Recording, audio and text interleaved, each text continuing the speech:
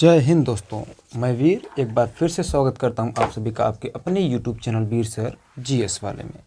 तो दोस्तों, आज हम लोग देखेंगे भूगोल के टॉप 30 प्रश्नों का एपिसोड 3 देखेंगे, एपिसोड तीसरा, यानी कि यह आज तीसरा वीडियो है टॉप 30 प्रश्नों का। इससे पहले हमने 2 वीडियो बनाए हुए हैं, उन दोनों ही वीडियो के लिंक मैं इस वीडियो के डिस्क्रिप्शन बॉक्स में दे दिया हूं। आप डिस्क्रिप्शन बॉक्स में जा करके उन दोनों वीडियो को भी देख सकते हैं। तो दोस्तों, ध्यान रहे कि इस वीडियो में जितने भी प्रश्न लिए गए हैं वे सभी एक दिवसीय परीक्षाओं में पूछे गए प्रश्नों का संग्रह है, यानी जितने भी प्रश्न है सारा का सारा पूछा गया है। यदि आप तैयारी करते हैं या फिर तैयारी कर रहे हैं या तैयारी कर चुके हैं तो आइए और मेरे साथ खुद को भी परखिए, ठीक है। ये जो वीडियो का एपिसोड चल रहा है रोज़ाना चलता है शाम को 9 बजे लाइव। तो दोस्तों, जुड़ना ना भूलें। आइए आगे बढ़ते हैं और बात करते हैं प्रश्नों की तरफ। और लेकिन प्रश्नों पर बढ़ने से पहले दोस्तों, आप सभी से आग्रह है कि आप सभी चैनल को सब्सक्राइब कर दें यदि अभी तक सब्सक्राइब नहीं किए हैं तो। चैनल का नाम है वीर सर जीएस वाले, जिस पर भी आप वीडियो को देख रहे हैं। तो दोस्तों, आइए आगे बढ़ते हैं। और आगे बढ़ने से पहले एक चीज़ और आपसे कह देना चाहते हैं कि अभी तक आपने वीडियो को यदि शेयर नहीं किया है तो अपने दोस्तों में शेयर कर दीजिए, वीडियो को लाइक कर दीजिए। तब तक आइए हम लोग बढ़ते हैं प्रश्नों की तरफ। आज का हमारा पहला प्रश्न है कि निम्न में कौन से दक्षिण भारत की सबसे ऊंची चोटी है। तो दोस्तों, निम्नलिखित में से कौन सा दक्षिण भारत की सबसे ऊंची चोटी है। तो इसका सही उत्तर है, आप लोग उत्तर कीजिए कि इसका सही उत्तर कौन सा। मैं आपको 5 सेकंड का समय दे रहा हूँ कि दक्षिण भारत की सबसे ऊंची चोटी कौन है। देखिए, केवल भारत की नहीं कह रहा है, दक्षिण भारत की कह रहा है ना। उत्तर कीजिए। तो दोस्तों, इसका सही उत्तर है अनाईमुडी। क्या? अनाईमुडी। जो अनाईमुडी है वह दक्षिण भारत की सबसे ऊंची चोटी है, ठीक है। अगर कहता है कि भारत की सबसे ऊंची चोटी क्या होगा, तो भारत की सबसे ऊंची चोटी है केटू गाडविन ऑस्टिन, जो कि काराकोरम श्रेणी पर लद्दाख में स्थित है। मैंने आपको बताया था। लेकिन दक्षिण भारत की पूछेगा कि दक्षिण भारत की सबसे ऊंची चोटी कौन है, तो दक्षिण भारत की सबसे ऊंची चोटी है अनाईमुडी, ठीक है दोस्तों। यहाँ पे एक प्रश्न और तगड़ा पूछता है कि जो ये दोदा बेट्टा है, कहाँ गया ये दोदा बेट्टा जो है यह दक्षिण भारत की दूसरी सबसे ऊंची चोटी है। क्या है दोस्तों? दक्षिण भारत की दूसरी ऊंची चोटी है। मैं बता दे रहा हूँ कि जो पहली सबसे ऊंची चोटी है अनाईमुडी, इसकी जो ऊंचाई है 2695 मीटर। कितना दोस्तों? 2695 मीटर। तो आपको बताना है कि दोदा बेट्टा की ऊंचाई कितनी है। आप लोग कमेंट करके हमको ज़रूर बताएं। क्या करेंगे? कमेंट करके हमको ज़रूर बताएं, ठीक है। तो दोस्तों, आइए आगे बढ़ते हैं। अच्छा, आगे बढ़ने से पहले ये भी मैं बता दूं, देखिए भारत का जो दक्षिणी भारत का हिस्सा है कुछ इस प्रकार से है, ये इस प्रकार से, ठीक। तो जो इधर पश्चिम घाट है, इधर पूर्वी घाट है। तो एक प्रश्न आपसे ये भी पूछता है कि पूर्वी घाट की सबसे ऊंची चोटी क्या है। तो दोस्तों, पूर्वी घाट की सबसे ऊंची चोटी है महेंद्रगिरी। क्या है? महेंद्रगिरी, ठीक है। और धूपगढ़ के बारे में यदि आपको जानकारी चाहिए तो जो धूपगढ़ चोटी है यह है सतपुड़ा पर्वत श्रेणी पर स्थित है। और किस राज्य में स्थित है? मध्य प्रदेश राज्य में। कहाँ पे दोस्तों? एमपी में। धूपगढ़ चोटी कहाँ है? एमपी में, ठीक। और महेंद्रगिरी की बात करेगा तो यह है उड़ीसा राज्य में। पूर्वी घाट की सबसे ऊंची चोटी है, ठीक। देखिए, जितने भी प्रश्न हैं सारे प्रश्न पूछे जा चुके हैं और जो मैं इसमें एक्सप्लेनेशन दे रहा हूँ, व्याख्यायित कर रहा हूँ प्रश्नों को, उन प्रश्नों को आप लोग कॉपी पेन में नोट्स करते हुए चलिएगा, ठीक है दोस्तों। तो आइए बढ़ते हैं अपने दूसरे प्रश्न की तरफ। और आज का हमारा दूसरा प्रश्न है कि निम्नलिखित में कौन सा हिमनद या ग्लेशियर सबसे बड़ा है। आपके सामने 4 ग्लेशियर हैं या हिमनद है। हिमनद का मतलब होता है बर्फ़ का पहाड़, ठीक है। ग्लेशियर का मतलब क्या होता है दोस्तों? बर्फ़ का पहाड़ होता है। तो दोस्तों, कह रहा है कि निम्न में कौन सा हिमनद सबसे बड़ा है। तो दोस्तों, आपको मिलते हैं कुल 5 सेकंड का समय और आप उत्तर कीजिए, फिर मैं उसके बाद इसका व्याख्या दे रहा हूँ। जल्दी करिए, जल्दी करते रहिए आप लोग उत्तर। दोस्तों, इसका सही उत्तर है सियाचिन ग्लेशियर। क्या? सियाचिन ग्लेशियर। जो सियाचिन ग्लेशियर है काराकोरम श्रेणी पर स्थित है। किस श्रेणी पर स्थित है? काराकोरम श्रेणी पर लद्दाख यूनियन टेरेटरी यानी कि लद्दाख केंद्र शासित प्रदेश में स्थित है। कौन? सियाचिन ग्लेशियर। और सियाचिन ग्लेशियर भारत की सबसे ऊंची या फिर सबसे बड़ी ग्लेशियर है? क्या है? सबसे बड़ा ग्लेशियर है। ठीक है, ओके दोस्तों, आइए अगले प्रश्न की तरफ बढ़ते हैं। और आज का हमारा अगला प्रश्न है कि निम्नलिखित में से कौन सुमेलित नहीं है, यानी कि कौन सा मिलान सही नहीं है। तो दोस्तों जो ये लिखा गया है कि सिपकिला, लिपुलेख, नाथुला, जोजिला, ये दर्रों के नाम है। किसके नाम है? ये है दर्रों के नाम। तो कह रहा है क्या सिपकिला दर्रा हिमाचल प्रदेश में है? तो दोस्तों ये सही है। चलिए अच्छा, मैं आपको 5 सेकंड का समय दे रहा हूँ, पहले आप लोग उत्तर कर लीजिए, उसके बाद मैं आपको व्याख्या कर रहा हूँ। चलिए जल्दी कीजिए कि निम्नलिखित में कौन सुमेलित नहीं है। वेरी गुड, सही उत्तर कर रहे हैं आप लोग। Very very good, very good. ठीक, देखिए जो सुमेलित नहीं है वो है लिपुलेख या उत्तर प्रदेश। जो लिपुलेख दर्रा है वह उत्तर प्रदेश में नहीं है। ध्यान देना दोस्तों, जो दर्रा, पहली बात को दर्रा होता क्या है? दर्रा दो पहाड़ियों के बीच का रास्ता, दो पर्वत या फिर दो पहाड़ों के बीच का रास्ता क्या कहलाता है? दर्रा कहलाता है। अब बताइए, उत्तर प्रदेश तो पूरा मैदानी भाग है, तो उत्तर प्रदेश में दर्रा कहाँ से होगा? तो उत्तर प्रदेश में कोई भी दर्रा नहीं है। बाकी जितने भी ऑप्शन है, सिपकिला दर्रा हिमाचल प्रदेश में, नाथुला दर्रा सिक्किम में है, जोजिला दर्रा लद्दाख में है। जोजिला दर्रे की बात मैंने इसके जो पहला या दूसरा वीडियो उसमें हमने किया हुआ था आपसे। ठीक है, आइए अगले प्रश्न की तरफ बढ़ते हैं। और आज का हमारा अगला प्रश्न है कि निम्नलिखित हिमनदों में से, यानी कि निम्नलिखित ग्लेशियरों में से कौन सा उत्तराखंड के कुमाऊं क्षेत्र में स्थित है? निम्नलिखित हिमनदों में से कौन सा उत्तराखंड के कुमाऊं क्षेत्र में स्थित है? और आपको मिलते हैं कुल 5 सेकेंड, तो उत्तर कीजिए आप सब, जल्दी कीजिए, कीजिए कीजिए। चलिए दोस्तों, तो इसका सही उत्तर है मिलाम। क्या? मिलाम। तो मिलाम जो ग्लेशियर है यह उत्तराखंड के कुमाऊं क्षेत्र में स्थित है। आप ग्लेशियर कहिए चाहे हिमनद कहिए। अच्छा, ग्लेशियर हिमनद होता क्या है? बर्फ का पहाड़ होता है। तो आज का अगला प्रश्न हमारा कि निम्नलिखित में कौन सा एक सही सुमेलित नहीं है? निम्नलिखित में कौन सा एक सही सुमेलित नहीं है? आपको मिलता है 5 सेकेंड और आप उत्तर कीजिए। देखिए इसमें भी ये जो चारों नाम है ये भी दर्रों के नाम है। किसके नाम है? दर्रों के नाम। और आपको उत्तर करना है। और ये प्रश्न पूछा गया पीसीएस में। इससे पहले जितने भी प्रश्न मैंने करवाए 4-5 जो भी है, सारे के सारे प्रश्न पूछे गए हैं, है ना। इसलिए मैं आपको पूछा हुआ प्रश्न करवा रहा हूँ ताकि आपको ज़्यादा भटकाव ना हो। और वनडे एग्जाम्स में यहीं से प्रश्न आपको समानता देखने को मिल जाते हैं। ठीक है, तो इसका उत्तर कीजिए। Very good.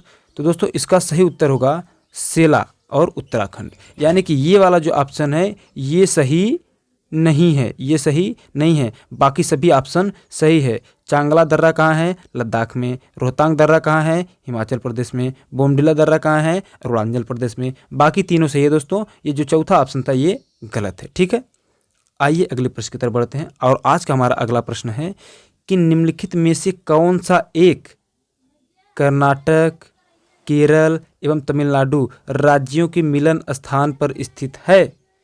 नीचे 4 पहाड़ियों का नाम दिया गया है और आपसे पूछ रहा है कि निम्नलिखित में से कौन सा एक कर्नाटक, केरल और तमिलनाडु राज्यों के मिलन स्थल पर है या फिर मिलन स्थल पर स्थित है। तो आपके पास 4 ऑप्शन हैं, अन्नामलई पहाड़ी, पालनी पहाड़ी, नंदी पहाड़ी या नीलगिरी पहाड़ी। तो इन चारों ऑप्शन में आप उत्तर कीजिए, सही उत्तर। 5 सेकेंड मिलते हैं आपको, कीजिए उत्तर फटाक से। और ये चीज़ें मैंने आपको पढ़ाया हुआ है, ऑफलाइन बैच में मैंने बताया हुआ है इस चीज़ को। कीजिए उत्तर, करते रहिए आप लोग। Very good. तो दोस्तों इसका सही उत्तर है नीलगिरी पहाड़ी। ये जो नीलगिरी पहाड़ी है यह कर्नाटक, केरल और तमिलनाडु तीनों ही राज्यों में विस्तृत है। ठीक है, कहाँ पे? कर्नाटक, केरल और तमिलनाडु। आपसे कई बार पूछा गया इस प्रश्न को वनडे एग्जाम्स में भी कि नीलगिरी पहाड़ी कितने राज्यों में विस्तृत है। तो नीलगिरी पहाड़ी जो है दोस्तों यह विस्तृत है कुल 3 राज्यों में। कितने? 3 राज्यों में। उन तीनों राज्यों का नाम क्या है? कर्नाटक, केरल और तमिलनाडु। ठीक है दोस्तों, आइए आगे बात करते हैं अगले प्रश्न की तरफ। अगला प्रश्न है कि अरावली श्रेणी किस राज्य में स्थित है? आप लोग पेन कॉपी लेके बैठिएगा, जो भी मैं चीज़ें एक्स्ट्रा बोल रहा हूँ उसको नोट कर लीजिएगा, क्योंकि वो सारे के सारे प्रश्न बड़े इंपॉर्टेंट हैं और परीक्षाओं में पूछे जाने वाले हैं। तो अरावली श्रेणी किस राज्य में स्थित है? आपको मिलते हैं कुल 5 सेकेंड, आप उत्तर कीजिए, उत्तर कीजिए। चलिए चलिए, करते रहिए करते रहिए करते रहिए। अरावली पर्वत श्रेणी कहाँ पे है? चलिए चलिए चलिए चलिए चलिए, करते रहिए। Very good. ध्यान दीजिए, अरावली पर्वत शिखर किस राज्य में स्थित है? देखिए, अगर निम्नलिखित में पूछ रहा है तो निम्नलिखित में तो इसका सही उत्तर होगा राजस्थान। ठीक है, जैसा कि आप लोगों ने उत्तर भी किया है। ध्यान दीजिएगा, अरावली श्रेणी यहाँ पे ऑप्शन के अनुसार राजस्थान होगा, लेकिन आपसे पूछा है किस राज्य में स्थित है तो आपने उत्तर दे दिया राजस्थान। लेकिन दोस्तों केवल एक राज्य में स्थित नहीं है, बल्कि यह कुल 3 राज्य एवं 3 राज्य एवं 1 केंद्र शासित प्रदेश में विस्तृत है। आप कहेंगे 3 राज्य कौन? तो गुजरात के पालनपुर से स्टार्ट होता है, उसके बाद पहुंचता है राजस्थान में, फिर यह 4 हरियाणा में, फिर उसके बाद दिल्ली में जाता है। तो गुजरात, राजस्थान, हरियाणा ये 3 राज्यों में विस्तृत है और 1 केंद्र शासित प्रदेश दिल्ली में विस्तृत है। तो अब ध्यान दीजिएगा, अभी इसमें क्या बताइए, गुजरात और हरियाणा का नाम है? नहीं है। किसका नाम है? दिल्ली का नाम है? नहीं है। किसका नाम है? राजस्थान का। तो इस ऑप्शन के अनुसार आपका उत्तर कौन सा सही होगा? पहला, क्या? राजस्थान। तो अरावली श्रेणी किस राज्य में स्थित दिखाई दे रहा है? राजस्थान में।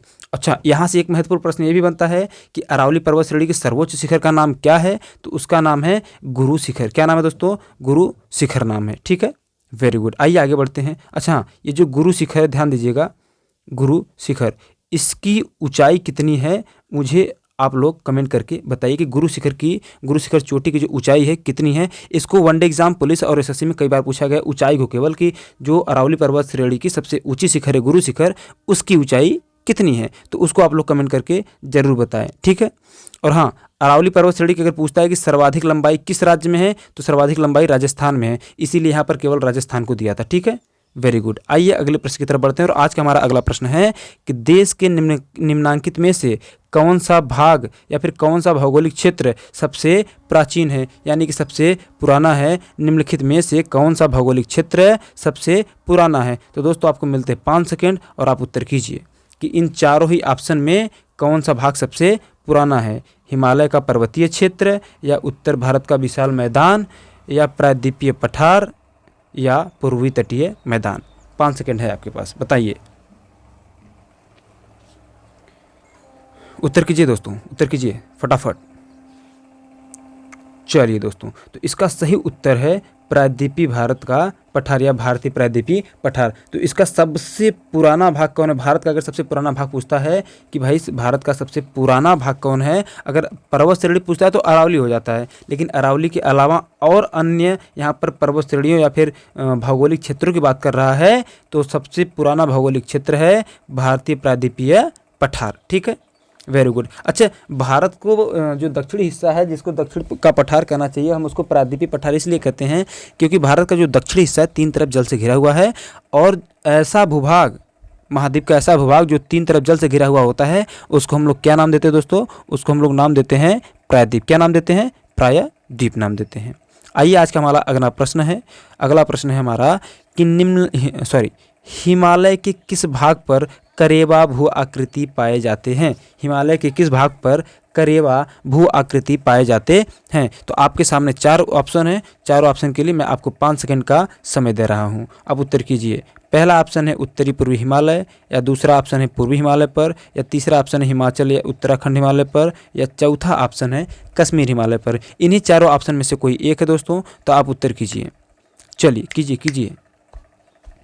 तो दोस्तों इसका सही उत्तर है कश्मीर हिमालय। हमने आपको बताया था, जब भी मैं हिमालय आपको बता रहा था या फिर नदी को भी बता रहा था, तब भी मैंने बताया था कि कश्मीर में करेवा मिट्टी पाई जाती है या फिर करेवा भू आकृति पाई जाती है। और करेवा भू आकृति में यानी करेवा मिट्टी में किसकी खेती की जाती है दोस्तों? किसकी खेती की जाती है? केसर की खेती। किसकी?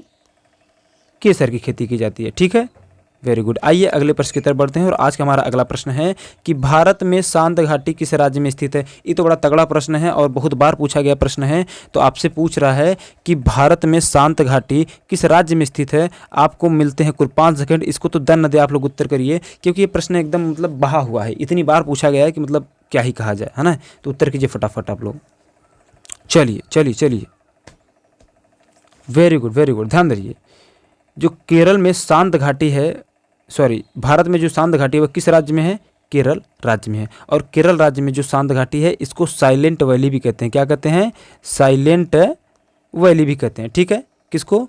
शांत घाटी को। और शांत घाटी है कहाँ, स्थित कहाँ है?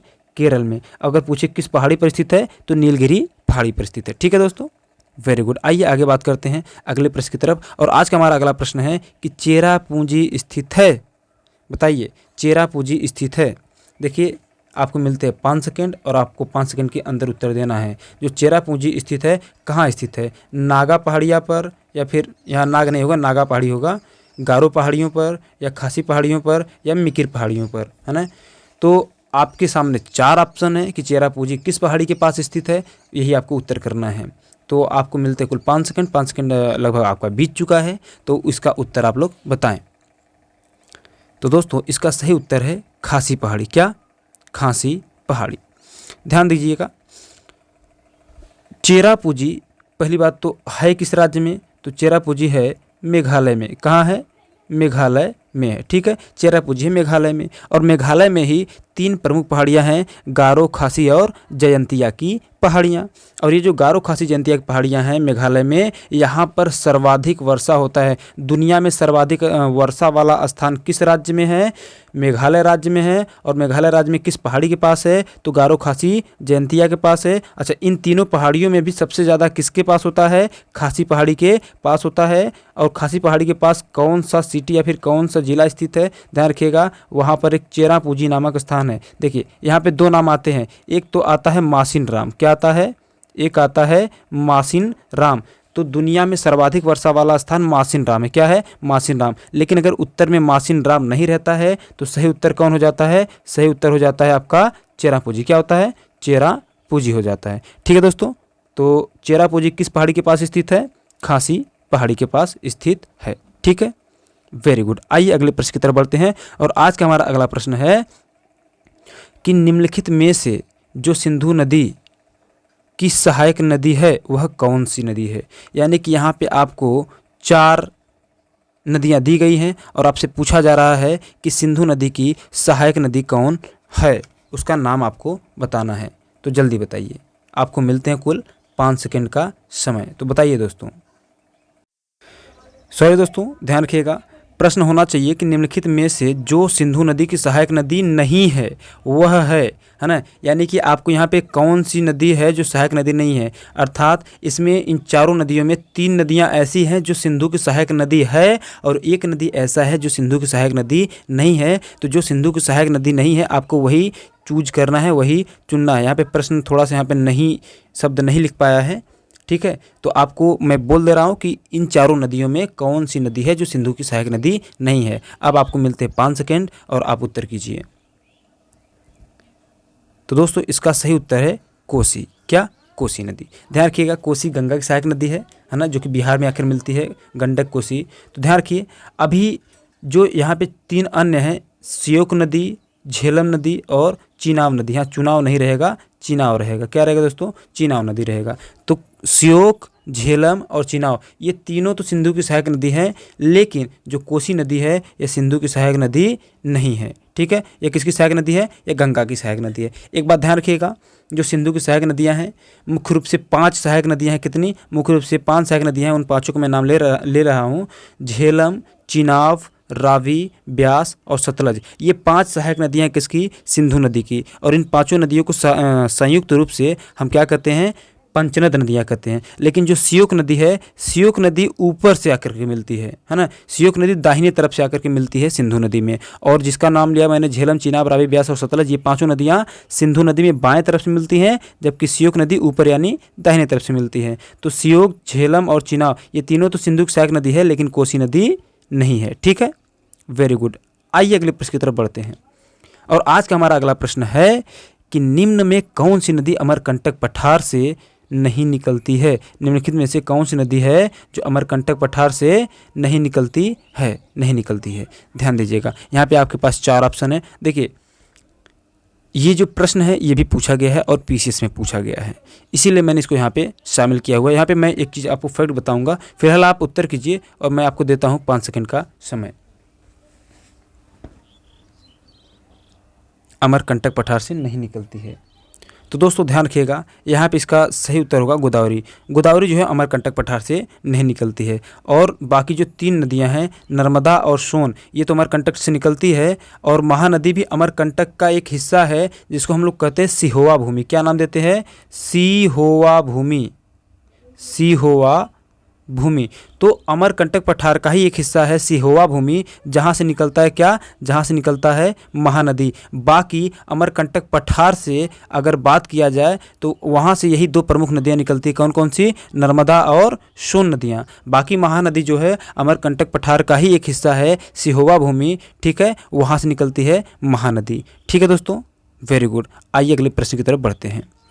अगला प्रश्न है कि भारत की निम्नलिखित नदियों में से कौन सी नदी डेल्टा नहीं बनाती है, कौन सी नदी डेल्टा नहीं बनाती है। तो आपके पास पहले मैं समझा दे रहा हूँ, डेल्टा और एस्चुअरी दो शब्द है। देखिए जो नदियाँ होती हैं दो तरह से गिरती हैं। देखिए ये भारत है, भारत इस प्रकार से है, कुछ नदियाँ इधर आकर के गिरती हैं यानी बंगाल की खाड़ी की तरफ, और कुछ नदियाँ इधर आकर के गिरती हैं अरब सागर में। ठीक है, तो जो बंगाल की खाड़ी में नदियाँ गिरती हैं ये बनाती हैं डेल्टा, और जो अरब सागर में गिरती हैं ये बनाती हैं एस्चुअरी।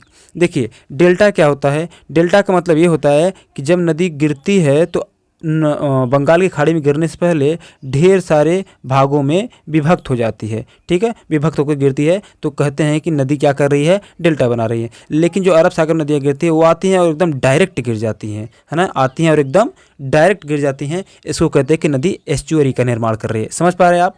तो आपसे पूछ रहा है कि भारत की निम्नलिखित नदियों में से कौन सी नदी डेल्टा नहीं बनाती है, अर्थात ये वाला भाग नहीं बनाता है। अर्थात आपसे पूछ रहा है कि कौन सी नदी है जो एस्चुअरी का निर्माण करता है। तो आपके पास 5 सेकंड का मैं समय दे रहा हूं, आप उत्तर कीजिए कीजिए कीजिए कीजिए। कौन सी नदी डेल्टा नहीं बनाती है। तो दोस्तों ध्यान रखिएगा, गंगा जो है ये भी बंगाल खाड़ी में गिरती है, गोदावरी भी बंगाल खाड़ी में गिरती है, महानदी भी बंगाल की खाड़ी में गिरती है। अब बताया, अभी मैंने आपको बताया कि जो बंगाल की खाड़ी में नदियाँ गिरती है वो क्या बनाती हैं, डेल्टा बनाती हैं। लेकिन जो अरब सागर में गिरती हैं वो डेल्टा नहीं बनाती। तो नर्मदा, ताप्ती, इसके अलावा बहुत सारी मांडवी, जुआरी इत्यादि नदियां हैं, शरावती नदी, ये सभी कहाँ गिरती हैं, अरब सागर में। और अरब सागर में गिरने वाली नदियां डायरेक्ट अरब सागर में आके गिर जाती हैं। इसीलिए हम कहते हैं कि जो अरब सागर में नदियां गिर रही हैं वो क्या बनाती हैं, एस्चुअरी के निर्माण करती हैं, डेल्टा नहीं बनाती हैं। क्लियर है, वेरी गुड। तो क्या आपको डेल्टा और एस्चुअरी में डिफरेंसेस क्लियर हुए? वेरी गुड, क्लियर हुआ है तो यस टाइप कीजिए, नहीं हुआ है तो नो टाइप कीजिए। ठीक है, कमेंट कीजिए, तब मैं एक बार फिर से उसको व्याख्यायित कर दूंगा। आइए अगले प्रश्न की तरफ बढ़ते हैं। और आज का अगला प्रश्न है कि वह नदी जो भ्रंश घाटी से होकर प्रवाहित होती है कौन सी है ना। वह नदी जो भ्रंश घाटी से प्रवाहित होती है, नदी जो भ्रंश घाटी से प्रवाहित होती है वह है। तो आपको इन चारों में बताना है कि कौन सी नदी है जो भ्रंश घाटी में होकर के प्रवाहित होती है। तो अभी मैं समझा दे रहा हूँ कि भ्रंश घाटी होता क्या है, पहले उसको समझ लीजिए, तब तक आप लोग उत्तर करते रहिए, बाकी समझते भी रहिए। देखिए भ्रंश घाटी में प्रभावित होने से तात्पर्य क्या है। भ्रंश घाटी में प्रभावित होने से तात्पर्य है कि इधर भी पहाड़ है और इधर भी पहाड़ है। ठीक है, उधर भी पहाड़ और इधर भी पहाड़। ठीक, अब जब दोनों तरफ पहाड़ है और जब पहाड़ों के बीच से कोई नदी क्या हो रही होती है, प्रवाहित हो रही होती है, जब पहाड़ों के बीच से कोई नदी प्रवाहित हो रही होती है तो माना जाता है कि वह नदी क्या कर रही है, अपने भ्रंश घाटी में प्रवाहित हो रही है। बहुत ध्यानपूर्वक समझिएगा, जब दो पहाड़ों के बीच से कोई नदी प्रवाहित होती है तो माना जाता है कि वह नदी अपने भ्रंश घाटी से होकर प्रवाहित हो रही है। तो बताइए इन चारों नदियों में कौन सी नदी है जो दो पर्वत या फिर दो पहाड़ों के बीच से होकर प्रवाहित होती है। आपको अब मिलते हैं 5 सेकंड का समय, आप उत्तर कीजिए। देखिए मैं आपको सारी चीज़ों को व्याख्यायित करते हुए चल रहा हूँ, अगर आप पढ़े हैं तो भी ठीक है, नहीं पढ़े हैं तो भी ठीक है, आपको चीज़ें पता चल रही हैं। और आप पेन कॉपी लेकर के नोट करते रहिएगा, मैं जितना वॉइस में बोल रहा हूँ उसको आप नोट कर सकते हैं। तो दोस्तों इसका सही उत्तर है, बताइए बताइए बताइए बताइए बताइए बताइए। वेरी गुड, इसका सही उत्तर है नर्मदा नदी। ठीक है, क्या, नर्मदा नदी। ध्यान रखिएगा, भारत की 3 नदियाँ हैं जो अपने भ्रंश घाटी में प्रवाहित होती है। कहाँ भाई, जो अपने भ्रंश घाटी में प्रवाहित होती हैं। कौन कौन सी, एक तो हो गया नर्मदा, दूसरा हो जाएगा ताप्ती। नोट कर लीजिए कि भारत की 3 ही नदियां हैं जो भ्रंश घाटी में प्रवाहित होती है। पहला नर्मदा, दूसरा ताप्ती नदी, तीसरा दामोदर नदी। ये 3 नदियां हैं जो अपने भ्रंश घाटी में प्रवाहित होती हैं, अर्थात दो पर्वतों के बीच से प्रवाहित होती हैं, है ना, भ्रंश घाटी में प्रवाहित होती हैं। तो ये चीज़ समझ में आया आपको, बाकी भ्रंश घाटी में प्रवाहित नहीं होती हैं। क्लियर दोस्तों, वेरी गुड। आइए आगे बढ़ते हैं अपने अगले प्रश्न की तरफ। और आज का हमारा अगला प्रश्न है कि निम्नलिखित में से कौन सी नदी एस्चुअरी नहीं बनाती है। एचुअरी नहीं, एस्चुअरी होगा। क्या होगा, एस्चुअरी होगा। ठीक है, अभी मैंने आपको बताया एस्चुअरी डेल्टा क्या होता है दोस्तों, तो अब आप बता सकते हैं। तो कौन सी नदी एस्चुअरी नहीं बनाती है? तो आपको देखना है कि इन चारों नदी में कौन एस्चुअरी नहीं बनाती है। तो उससे पहले आप देखिए कि इसमें क्या आप किसी नदी को पहचान पा रहे हैं जो बंगाल की खाड़ी में गिरती है? तो आप देख पाएंगे, कहेंगे कि हाँ सर, हम पहचान रहे हैं कि जो महानदी है यह बंगाल की खाड़ी में गिरती है, जबकि नर्मदा, मांडवी, ताप्ती ये सभी नदियाँ कहाँ गिरती हैं? अरब सागर में। और जितनी नदियाँ अरब सागर में गिरती हैं वो क्या बनाती हैं? वो एस्चुअरी का निर्माण करती है। किस चीज़ का निर्माण करती है दोस्तों? वो एस्चुअरी का निर्माण करती हैं। लेकिन लेकिन लेकिन महानदी गिरता है बंगाल की खाड़ी में, तो बंगाल की खाड़ी में गिरता है महानदी, तो यह एस्चुअरी का निर्माण नहीं करता है। तो यहाँ पे आपका सही उत्तर क्या हो जाएगा? महानदी। ठीक है दोस्तों, आइए आगे बढ़ते हैं अगले प्रश्न की तरफ। 19वां प्रश्न हमारा कि निम्नलिखित नदियों में से कौन सा एक यमुना की सहायक नदी नहीं है? निम्नलिखित नदियों में से कौन सा एक यमुना नदी की सहायक नदी नहीं है? तो आपको उत्तर करना है और आपको मिलते हैं कुल 5 सेकंड का समय। तो जल्दी जल्दी उत्तर कीजिए। निम्नलिखित नदियों में से कौन सा एक यमुना नदी की सहायक नदी नहीं है? उत्तर कीजिए दोस्तों। बड़ा मज़ा आ रहा, मतलब ऐसे प्रश्न कराने में मुझे खुद भी मज़ा आता है, एक्सप्लेन भी होता है, व्याख्या भी होता है और आप सीखते भी हैं, तो अच्छा लगता है। चलिए दोस्तों, तो इसका सही उत्तर है रामगंगा। क्या है? रामगंगा। ध्यान दीजिएगा, जो चंबल है, बेतवा है, केन है, ये तीनों नदियाँ, कौन? चंबल, बेतवा और केन, ये तीनों ही नदियाँ किसकी सहायक नदी हैं? अरे बोलो भाई, किसकी सहायक नदी हैं? यमुना की सहायक नदी हैं। और ध्यान रखिएगा, यमुना भी किसकी सहायक नदी है? यमुना भी गंगा की सहायक नदी है। किसकी सहायक नदी है? यमुना नदी जो है गंगा की सहायक नदी है। और यमुना नदी गंगा में कहाँ मिलती है? तो प्रयागराज में मिलती है। कहाँ मिलती है? प्रयागराज में मिलती है। लेकिन यमुना जब प्रयागराज में मिलती है, उससे पहले बेतवा, चंबल, केन ये सभी कहाँ मिल जाती हैं? यमुना में ही मिल जाती हैं। ठीक है, यानी अप्रत्यक्ष रूप से चंबल, बेतवा, केन भी किसकी सहायक नदी होगी? गंगा की सहायक नदी, अप्रत्यक्ष रूप से। लेकिन प्रत्यक्ष रूप से किसकी होगी? यमुना की सहायक नदी। ठीक है, बाकी बात करें रामगंगा की, तो रामगंगा भी किसकी सहायक नदी है? रामगंगा भी गंगा की सहायक नदी है। और जो रामगंगा गंगा की सहायक नदी है, तो सहायक नदी में सबसे पूर्वी सहायक नदी है क्या? अगर आपसे पूछता है, सॉरी, सबसे पश्चिमी, अगर आपसे पूछता है कि गंगा नदी की सबसे पश्चिमी सहायक नदी का नाम बताइए, तो सबसे पश्चिमी सहायक नदी के नाम के रूप में आप किसको बताएंगे दोस्तों? रामगंगा को बताएंगे। अरे बोलो किसको? रामगंगा को बताएंगे। आइए अगले प्रश्न की तरफ बढ़ते हैं। और आज का हमारा अगला प्रश्न है कि क्षिप्रा नदी निम्नलिखित में से किसकी सहायक नदी है? देखिए, ये भी प्रश्न पूछा गया, नहीं तो मैं इसको लेता ही नहीं, है ना। तो आपसे पूछा गया था कि क्षिप्रा नदी निम्नलिखित में से किसकी सहायक नदी है? तो आपको मिलते हैं 5 सेकंड, और 5 सेकंड के अंदर आप उत्तर कीजिए। चलिए, क्षिप्रा नदी किसकी सहायक नदी है? मैं आपको बता दूं, क्षिप्रा नदी जो है मुख्य रूप से एमपी में प्रवाहित होती है। कहाँ पे? मध्य प्रदेश में। अब आपको देख लीजिए कि इन चारों में मध्य प्रदेश में कौन सी नदी प्रवाहित होती है इन चारों नदियों में, तो आप खुद ही गेस कर लेंगे कि क्षिप्रा किसकी सहायक नदी है। चलिए देखिए, गोदावरी जो है यह त्रयंबक पहाड़ी से निकलती है। महानदी जो है यह निकलती है सिहोवा भूमि से, यानी अमरकंटक पठार का जो भाग था सिहोवा भूमि से निकलती है। और नर्मदा अमरकंटक पठार से निकलती है, जो कि ये छोटा नागपुर पठार वाले क्षेत्र में है। मैकाल पहाड़ी पर स्थित है अमरकंटक, और अमरकंटक से निकलती है नर्मदा, है ना, जो कि इधर है झारखंड और उड़ीसा वाले क्षेत्रों में है। लेकिन महानदी जो है, महानदी भी छत्तीसगढ़ वाले क्षेत्र में है, गोदावरी भी महाराष्ट्र वाले क्षेत्र में है। तो बताइए बचता कौन है? चंबल। तो जो चंबल है यह मध्य प्रदेश राज्य में किससे मिलता है? यमुना से। किस राज्य में? मध्य प्रदेश राज्य में मिल जाता है। तो बताइए जो चंबल है, चंबल, ध्यान दीजिएगा, मैं आपसे प्रश्न क्या था? मेरा प्रश्न ये था कि क्षिप्रा नदी निम्नलिखित में से किसकी सहायक नदी है? तो क्षिप्रा नदी किसकी सहायक नदी दोस्तों? क्षिप्रा नदी है चंबल की सहायक नदी। ठीक है, आइए आगे बढ़ते अगले प्रश्न की तरफ। और अगला प्रश्न है कि ब्रह्मपुत्र नदी किस प्रकार की नदी का उदाहरण है? ये भी पीसीएस में प्रश्न पूछा गया है। देखिए, मैं तगड़ा प्रश्न करवा रहा हूँ, और ऐसा नहीं कि मैंने आपको नहीं बताया कि ब्रह्मपुत्र नदी किस प्रकार की नदी का उदाहरण है। अभी मैंने हाल में भी चर्चा किया था इस चीज़ का। तो बताइए ब्रह्मपुत्र नदी किस प्रकार की नदी का उदाहरण है? और आपको मिलते हैं कुल 5 सेकेंड का समय। तो जल्दी बताइए दोस्तों कि ब्रह्मपुत्र नदी किस प्रकार की नदी का उदाहरण है। इसका सही देखिए, 4 ऑप्शन है आपके पास। इन चारों ऑप्शन में ध्यान देंगे तो एक ऑप्शन है परिवर्ती नदी, एक ऑप्शन है पूर्ववर्ती नदी, एक ऑप्शन है प्रत्यानुवर्ती नदी, एक ऑप्शन है अध्यारोपित नदी। देखिए, नदियों के प्रकार में मैंने आपको इतना नहीं बताया है, और न तो आपसे इतना पूछता है। लेकिन मैंने ब्रह्मपुत्र नदी, सतलज नदी और किसके बारे में? ब्रह्मपुत्र, सतलज और एक नदी और था, क्या नाम था उसका जी? ध्यान, सिंधु नदी। इन तीनों नदियों के बारे में हमने बताया था कि ये तीनों ही नदियाँ किस प्रकार की नदियों का उदाहरण है? ये तीनों ही नदियाँ पूर्ववर्ती नदी का उदाहरण है। किस नदी का? पूर्ववर्ती नदियों का उदाहरण है। आप कहेंगे पूर्ववर्ती नदी होता क्या है दोस्तों? तो ध्यान रखिएगा, ऐसी नदियाँ जो हिमालय के उत्पत्ति के पहले, यानी जब हिमालय का निर्माण नहीं हुआ था तब से प्रवाहित हो रही हैं, हिमालय के पार से प्रवाहित हो रही हैं, ऐसी नदियों को क्या कहते हैं?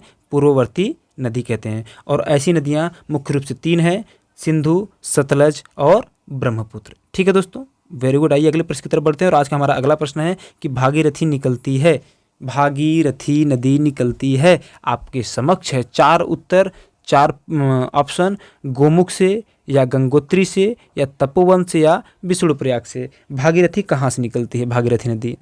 तो दोस्तों उत्तर कीजिए। इतना तगड़ा हमने आपको बताया था इस चीज़ को, ये भी पीसीएस में पूछा गया है। आपको मैं 5 सेकंड का समय दे रहा हूँ, बताइए। ये प्रश्न को मैंने इतना तगड़ा रूप से, यानी कितना क्लियर रूप से मैंने आपको समझाया है, पूरे मैप में क्लियर कर करके।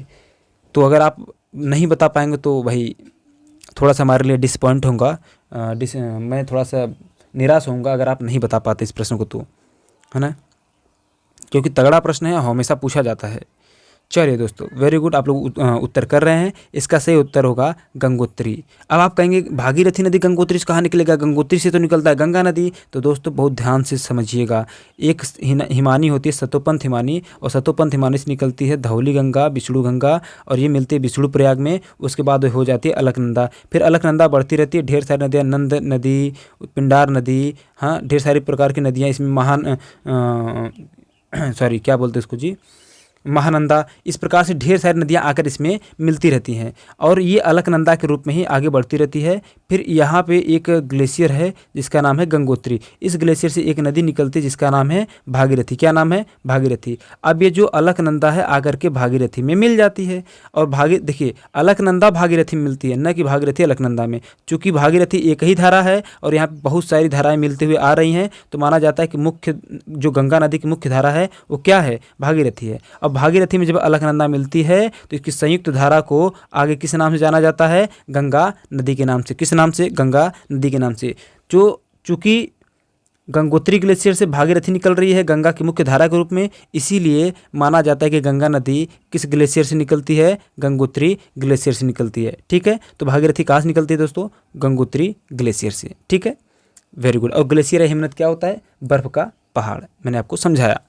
आगे है कि चिल्का झील स्थित है। देखिए अगर मैं राज्य पूछता तो आप नदी उठा कर फेंक देते, उत्तर मेरे मुंह पे मार देते आप उत्तर को, लेकिन यहाँ पे मैंने प्रश्न दिया है कि चिल्का झील स्थित है कर्नाटक तट पर या उत्तरी सरकार तट पर या कोंकण तट पर या मालाबार तट पर। तो ध्यान रखिएगा, मैं आपको थोड़ा सा यहाँ पे एक चीज़ क्लियर कर दूँ। इस प्रकार से हमारा दक्षिण भारत है, प्रायद्वीपीय भारत है, तो कुल 9 तट हैं। ऊपर है गुजरात, फिर है महाराष्ट्र, फिर है गोवा, फिर है केरल, और फिर क्या, हाँ एक मिनट कुछ छूट रहा है, गुजरात, महाराष्ट्र, कर्नाटक है। ठीक है, कर्नाटक के बाद छोटा सा गोवा, फिर है केरल, फिर यहाँ है तमिलनाडु, आंध्र प्रदेश, उड़ीसा और पश्चिम बंगाल। ये कुल 9 राज्य हैं जो तट से लगे हुए हैं। गुजरात को नाम देते हैं काठियावाड़ तट, महाराष्ट्र को देते हैं महाराष्ट्र को कहते हैं कोंकण तट, और उसके बाद महाराष्ट्र से लेकर गोवा या फिर कह लीजिए कि सॉरी गोवा और ये कर्नाटक का मंगलोर जो है, इनको संयुक्त रूप से हम लोग कहते हैं कन्नड़ तट। क्या कहते हैं? कन्नड़ तट कहते हैं। और केरल को कहते हैं मालाबार तट, तमिलनाडु को कहते हैं कोरोमंडल तट। क्या कहते हैं? कोरोमंडल तट। और यहाँ जो आंध्र प्रदेश है उसको कहते हैं उत्तरी सरकार तट। फिर उड़ीसा वाला जो तट है इसको कहा जाता है उत्कल तट। लेकिन ये जो उत्तरी सरकार तट है उड़ीसा के कुछ क्षेत्रों को शामिल करती है। तो ध्यान रखिएगा, जो चिल्का झील है वो किस तट पर है? वह किस राज्य के तट पर है? उड़ीसा में स्थित है, यानी कि उड़ीसा राज्य के तट पर स्थित है। कौन सा झील? चिल्का झील। अब बताइए, ध्यान रखिएगा, यहाँ पे भाई उत्कल तट तो है नहीं, तो इसका सटीक उत्तर क्या होगा? उत्तरी सरकार तट। तो चिल्का झील जो है दोस्तों, चिल्का झील जो है वह किस तट पर स्थित है? उत्तरी सरकार तट पर। किस तट पर? उत्तरी सरकार तट पर। क्लियर है दोस्तों ये बात? Very good. आइए अगले प्रश्न की तरफ बढ़ते हैं। 25वां प्रश्न कह रहा है कि भागीरथी तथा अलकनंदा नदियों का संगम निम्नलिखित में से किस जगह पे होता है? भागीरथी तथा अलकनंदा नदियों का संगम। अभी मैंने बताया कि भागीरथी नदी में अलकनंदा की मिलती है, तो दोनों की जो संयुक्त धारा हो जाती है वह क्या कहलाती है दोस्तों? अरे बोलो, वह क्या कहलाती है? गंगा नदी कहलाती है। और गंगा नदी जो है भारत की सबसे लंबी नदी है। इसकी लंबाई है 2525 किलोमीटर। लंबाई किलोमीटर में ध्यान रखिए, ऊंचाई नहीं, मीटर मत कहिएगा। इसकी जो लंबाई है 2525 किलोमीटर है। यह भारत की सबसे लंबी नदी है। और भागीरथी तथा अलकनंदा नदियों का संगम यानी मिलन निम्नलिखित में से किस स्थान पर होता है, यही आपको बताना है। और इसके लिए मैं आपको दे रहा हूँ 5 सेकंड का समय। आपके पास 4 ऑप्शन है, देवप्रयाग, रुद्रप्रयाग, विष्णुप्रयाग या कर्णप्रयाग। तो बताइए। तो दोस्तों इसका सही उत्तर है देवप्रयाग। क्या है? देवप्रयाग। देवप्रयाग में भागीरथी और अलकनंदा आपस में मिल करके गंगा नदी का निर्माण करती हैं। ठीक है, आगे है 26वां प्रश्न कि हिमालय पार से निकलने वाली नदियां हैं। हिमालय पार से यानी हिमालय के उस पार से या ट्रांस हिमालयी भाग से हम कह सकते हैं। ठीक है, तो पार हिमालय या फिर हिमालय पार से निकलने वाली नदियों का नाम बताइए दोस्तों। 3 नदियां हैं और अभी मैंने पीछे ही बताया वो तीनों ही नदियां पूर्ववर्ती नदी का उदाहरण है। तो आप इससे अनुमान लगा सकते हैं कि मैं किसकी बात कर रहा हूं। तो आपको देते हैं 5 सेकेंड और 5 सेकेंड के अंदर में आप उत्तर बताइए। चलिए बताते रहिए। तो दोस्तों इसका सही उत्तर है, चलिए मैं 2-4 सेकेंड और ले रहा हूँ। बताइए, बताइए। इसका सही उत्तर है ब्रह्मपुत्र, सतलज और सिंधु। क्योंकि ब्रह्मपुत्र नदी, सतलज नदी और सिंधु नदी मानसरोवर झील के समीप से निकलती है, या फिर आप ये भी कह सकते हैं कि मानसरोवर से निकलती है। और ये तीनों ही नदियाँ पूर्ववर्ती नदी हैं और हिमालय के उस पार से निकलती हैं। क्लियर है? Very good. तो आगे आपका प्रश्न है 27वां कि काली तथा तीस्ता नदियों के बीच कौन सा हिमालयी भाग पड़ता है? कौन सा हिमालयी भाग पड़ता है? दोस्तों ध्यान दीजिएगा, आपके पास मैं समय दे रहा हूँ 5 सेकंड का। 5 सेकंड के अंदर में हमें उत्तर कीजिए। लेकिन ध्यान रखिएगा, कुछ चीज़ों को मैं समझा दे रहा हूँ। जैसे ये क्या है? हिमालय है। तो हिमालय की 3 श्रेणियाँ थी, बृहद हिमालय, लघु या मध्य हिमालय, फिर शिवालिक हिमालय। इस प्रकार से 3 श्रेणियाँ तो हो गई। लेकिन दोस्तों ऊपर है मानसरोवर, यहाँ से निकलता है सिंधु नदी, फिर यहाँ से निकलता है सतलज नदी, यहीं से निकलता है काली नदी, ये है तीस्ता नदी, फिर यहाँ से निकलता है ब्रह्मपुत्र या दिहांग नदी। तो ध्यान दीजिएगा, एक व्यक्ति थे सिडनी बुराड़ महोदय, जो कि जर्मनी के भूगोलवेत्ता थे। उन्होंने ये जो हिमालय का विभाजन, ये तो 3 भाग में था, बृहद हिमालय, लघु हिमालय और शिवालिक हिमालय। लेकिन इन्होंने कहा कि नहीं, हम नदियों के आधार पर भी हिमालय का विभाजन करेंगे। तो इन्होंने हिमालय के विभाजन नदियों के आधार पर 4 भाग में कर दिया। इन्होंने कहा कि सिंधु नदी और सतलज नदी के बीच का ये जो हिमालयी भाग मिल रहा है, इसको हम कहेंगे कश्मीर हिमालय या पंजाब हिमालय। फिर ये जो सतलज और काली नदी है, इसके बीच का जो हिमालयी भाग है उसको कहा गया कुमाऊं हिमालय। फिर काली और तीस्ता नदी के बीच में जो हिमालयी भाग है उसको कहा गया नेपाल हिमालय। और तीस्ता एवं दिहांग नदी, ये जो ब्रह्मपुत्र नदी है, जब आपके अरुणाचल प्रदेश में पहुंचती है तो इसका नाम दिहांग हो जाता है। तो तीस्ता और दिहांग नदी के बीच में जो हिमालयी भाग है उसको कहते हैं असम हिमालय। ठीक है, तो आप बताइए कि काली और तीस्ता नदियों के बीच कौन सा हिमालय है? तो काली यहाँ है, तीस्ता यहाँ है, और ये कौन सा हिमालय हो जाएगा? नेपाल हिमालय। तो दोस्तों आज का इस 27वें प्रश्न का सही उत्तर क्या होगा? नेपाल हिमालय। देखिए यहाँ से टीईटी में भी प्रश्न बना हुआ है, पीसीएस में भी प्रश्न बना हुआ है, तगड़ा प्रश्न बने हैं। तो इसको भी आपको ध्यान में रखना है। ठीक है, वेरी गुड। आइए आगे बढ़ते हैं अगले प्रश्न की तरफ। और आज का हमारा अगला प्रश्न है कि निम्नलिखित में से किस भारतीय राज्य से चिनाब नदी गुजरती है?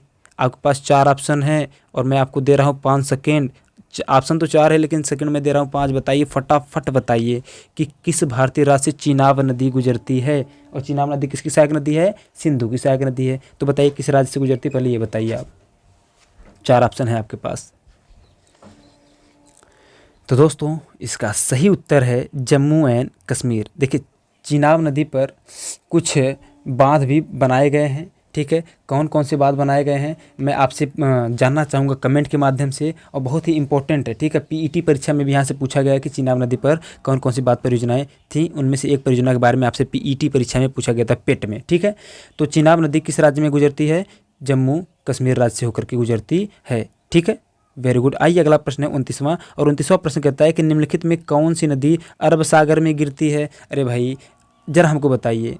इसके आपके पास 4 ऑप्शन है और 5 सेकंड का मैं समय दे रहा हूँ। फटाक से बताइए कि कौन सी नदी है जो अरब सागर में गिरती है। अर्थात अरब सागर में जो नदी गिरती है तो क्या बनाती है दोस्तों? एस्चुअरी, डेल्टा नहीं बनाती है। ठीक है, डेल्टा और एस्चुअरी में क्या डिफरेंसेस है आपको पता चल गया है। अगर पता चल गया है तो आप मुझे कमेंट में बाकायदा लिख करके, बता करके, समझा करके भेज सकते हैं।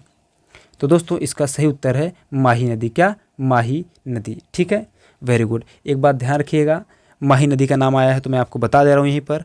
आपसे एक प्रश्न पूछा जाता है, अच्छा पहले इसका एक्सप्लेनेशन जान लीजिए कि जो माही नदी है ये कहाँ गिरता है, अरब सागर में गिरता है, जबकि गोदावरी, महानदी और कृष्णा ये सभी कहाँ गिरती है, बंगाल की खाड़ी में गिरते हैं। इतना क्लियर, वेरी गुड। अब जो मैं आपको बताने जा रहा था, जो भारत है, ठीक है, भारत के बीचों बीच से गुजरता है क्या, कर्क रेखा गुजरता है। क्या गुजरती है दोस्तों, कर्क रेखा गुजरती है। अब ये जो कर्क रेखा गुजरती है, एक नदी है जो कर्क रेखा को 2 बार काटती है, यानी कि एक बार ऊपर जाती है फिर नीचे आती है, ठीक है, और ये वही नदी है, कौन सी, माही नदी। कौन सी नदी दोस्तों, माही नदी है, ठीक है, माही नदी है। अब माही नदी कर्क रेखा को कितनी बार काट रही है, 2 बार काट रही है। तो आपसे प्रश्न कई बार पूछा गया है कि कर्क रेखा को कौन सी नदी 2 बार काटती है, तो माही नदी काटती है, ठीक है।